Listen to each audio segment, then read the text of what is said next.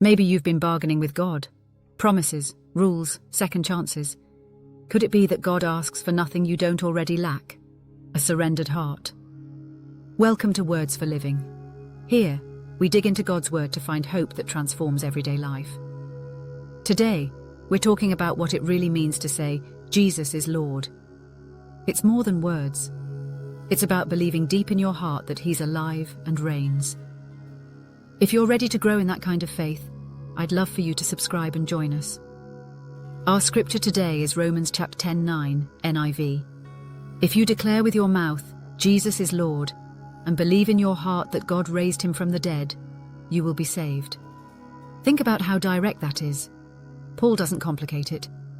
He says salvation begins when you believe in your heart and speak it out loud. Saying Jesus is Lord is more than words. It's an act of trust, a declaration that He's the one leading your life from now on. When Paul writes, if you declare with your mouth, Jesus is Lord, and believe in your heart that God raised Him from the dead, you will be saved. He's giving us a clear, plain way to understand how rescue from sin and death is received. Notice three simple realities here. First, salvation is a gift. You don't earn it. Second, it involves both the heart and the mouth, belief and confession. And third, it points to a real historical event, the resurrection. We work so hard to make ourselves acceptable. We tally our good deeds, polish our image, try to measure up. But Paul is blunt. Goodness alone won't bridge the gap between a human soul and a holy God. Why? Because the problem at its root is not behavior only, it's separation. Sin fractures our relationship with God. No amount of moral improvement can undo what only God can forgive and repair. That's why grace is essential. Jesus didn't merely leave us a model of good behavior. He entered our brokenness, took the penalty we deserved and rose again, proving death was defeated and God's forgiveness is real. There's also a deeply relational tilt to this verse. Jesus is Lord is not academic. People can admire Jesus the teacher or respect Jesus the prophet, but Paul points to lordship. Declaring Jesus as Lord places Him in the center of your life, your choices, your calendar, your ambitions. It's a reorientation. What once directed your days, fear, status, self-will, is replaced by Christ's rule. That's a costly claim to make.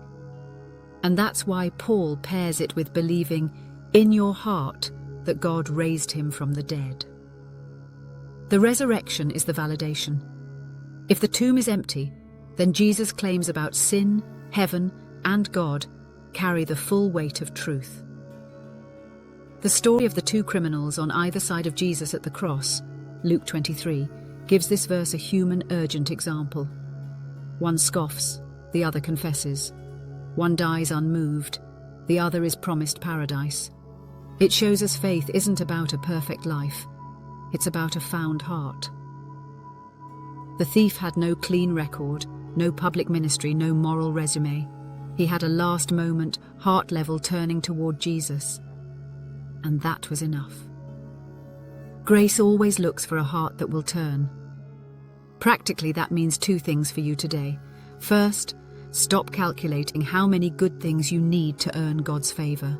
The ledger is already settled by Christ. Second, ask yourself, honestly, who is ruling your life? Is it image, approval, fear, or Christ? Saying Jesus is Lord aloud is a small act with enormous spiritual gravity. It's both a confession and an enactment of trust. When your lips speak what your heart believes, you've made room for God to do the rescuing only He can do. There's also a communal dimension.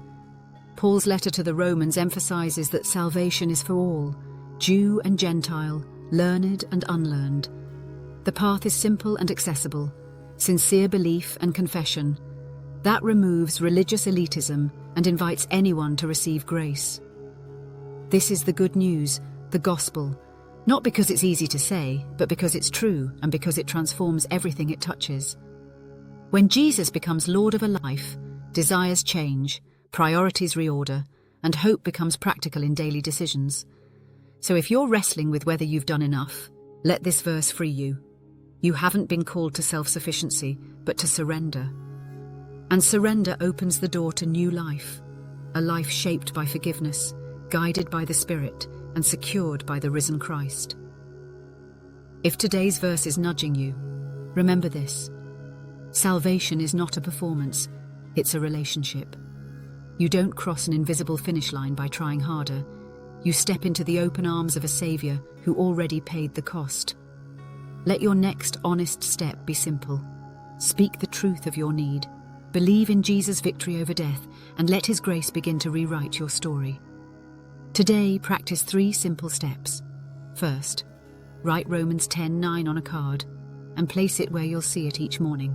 Second, set aside 2 minutes each day to speak aloud a short confession. Jesus is Lord, I trust you.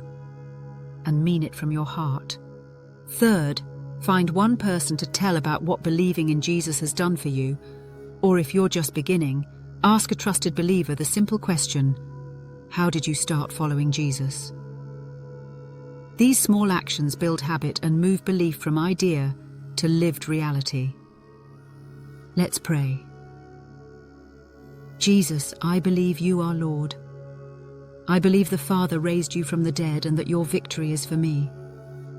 Come rule my heart and life today. Take what I am and make me new. Thank you for saving me by grace, not by my works, but by your love. Amen. Remember, you can't earn what Christ freely gives. If today's message encouraged you, share it with someone who needs hope, leave a comment with your thoughts or prayer requests, and subscribe for more short devotionals that help God's Word land in your everyday life. I'll see you in the next one, and God bless you as you step into the freedom of Christ's Lordship.